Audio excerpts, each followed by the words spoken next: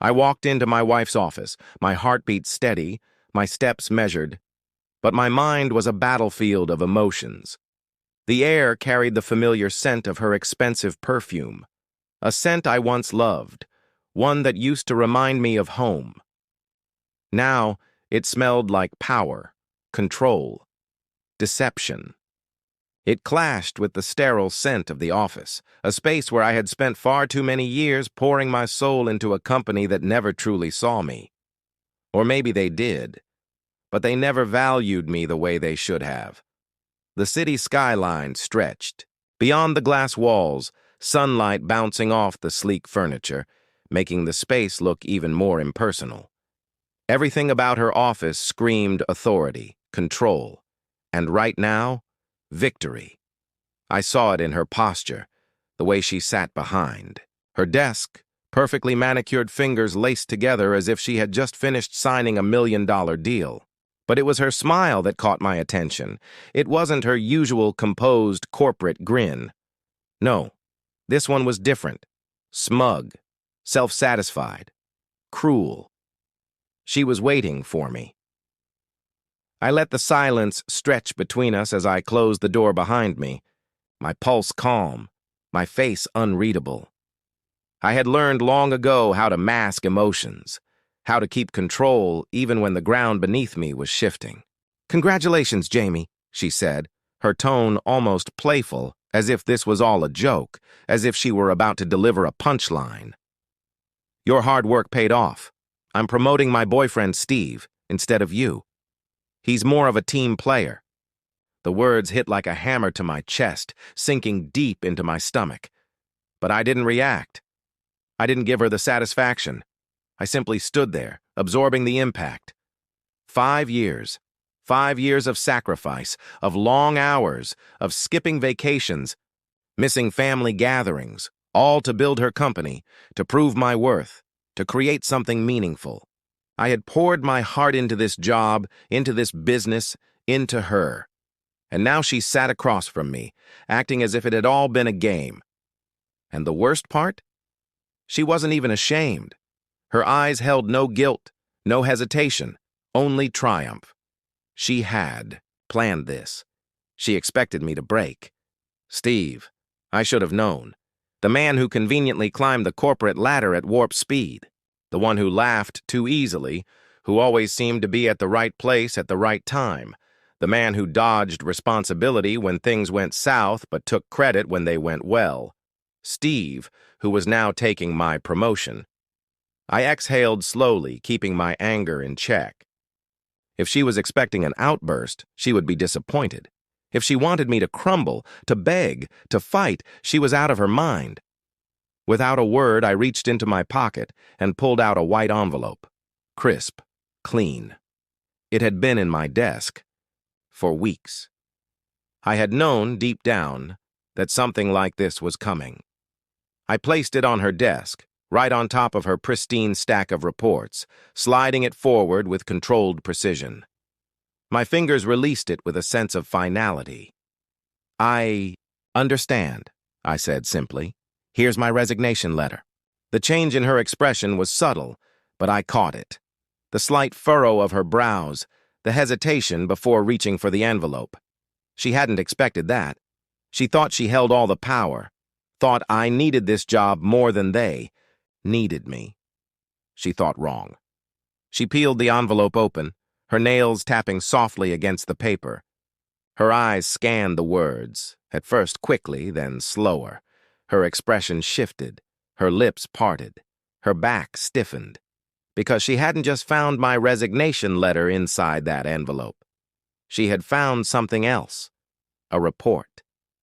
A very specific report, one that detailed the revolutionary project management system I had been working on for the past 3 years. A system that streamlined productivity, reduced inefficiencies, and most importantly, made companies millions. A system she had ignored.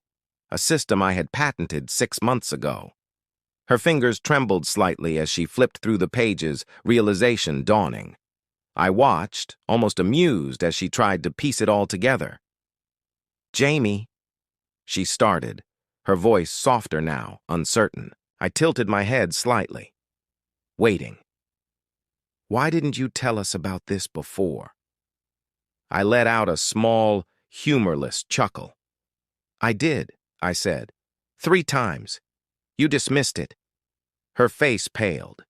She shuffled the papers, her mind racing, trying to find a loophole, trying to regain control.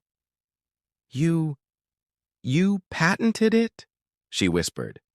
6 months ago, I confirmed. She inhaled sharply. That was when I saw it, the first crack in her armor, the moment she realized she had miscalculated.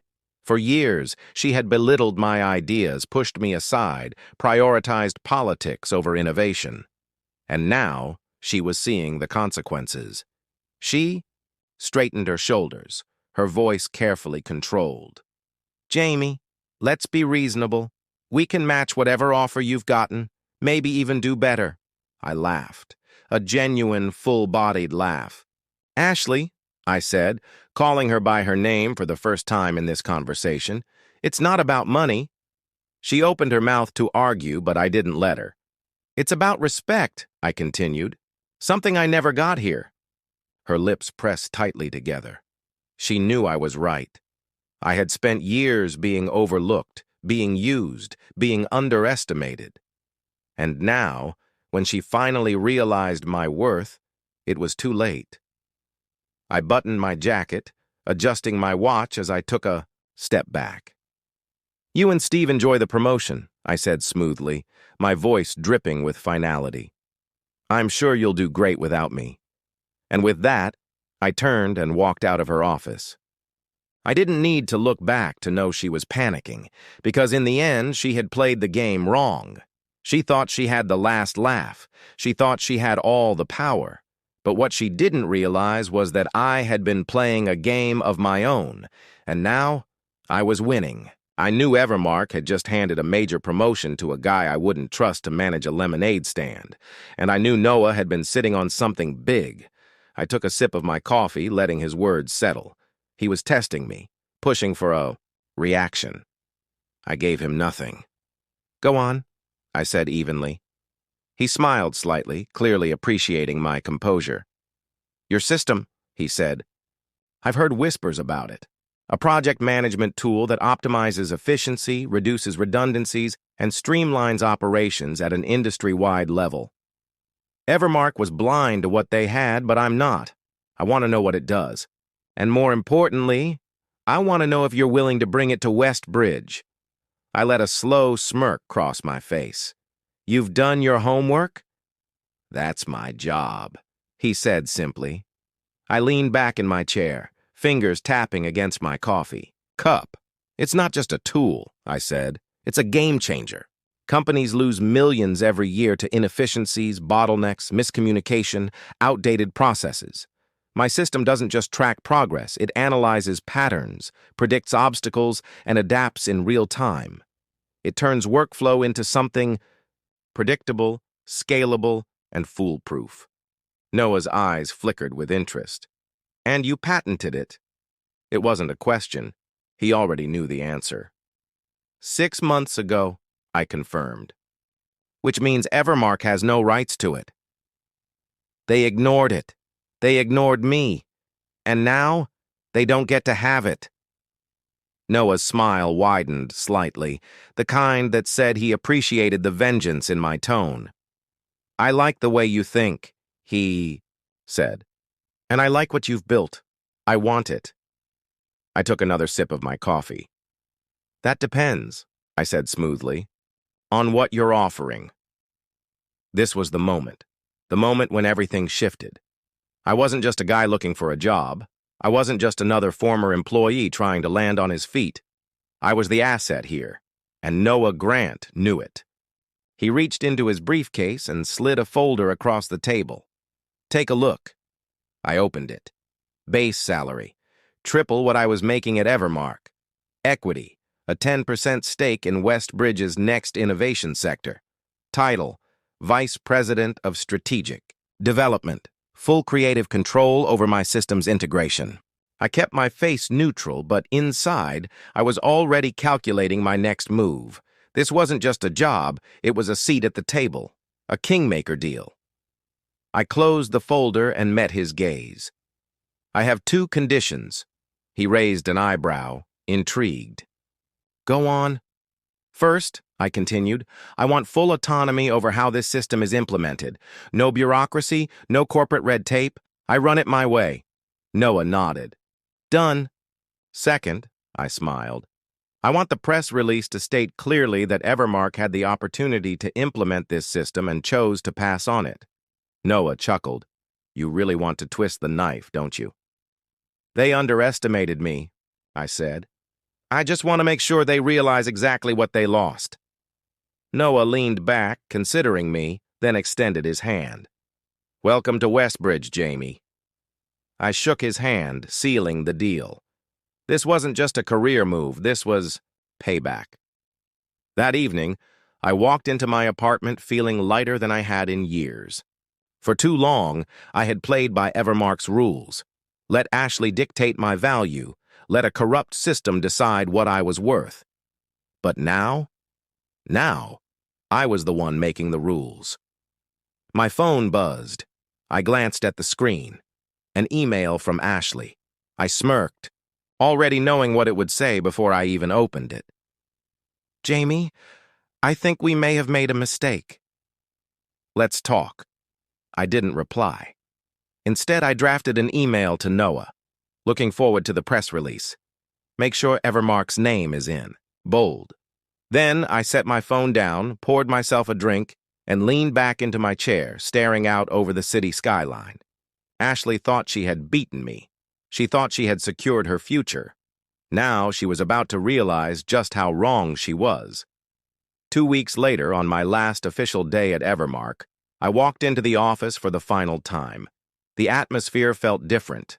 There was tension in the air, a subtle shift in the way people looked at me. Some with curiosity, some with concern, and others, especially those who had sided with Ashley, with barely concealed panic. I wasn't supposed to leave like this. I was supposed to be broken, licking my wounds, searching for a new job, regretting ever standing up for myself. Instead, I was walking out a king, and they had no idea what was about to hit them. As I packed up my last few things, an email popped up on my screen.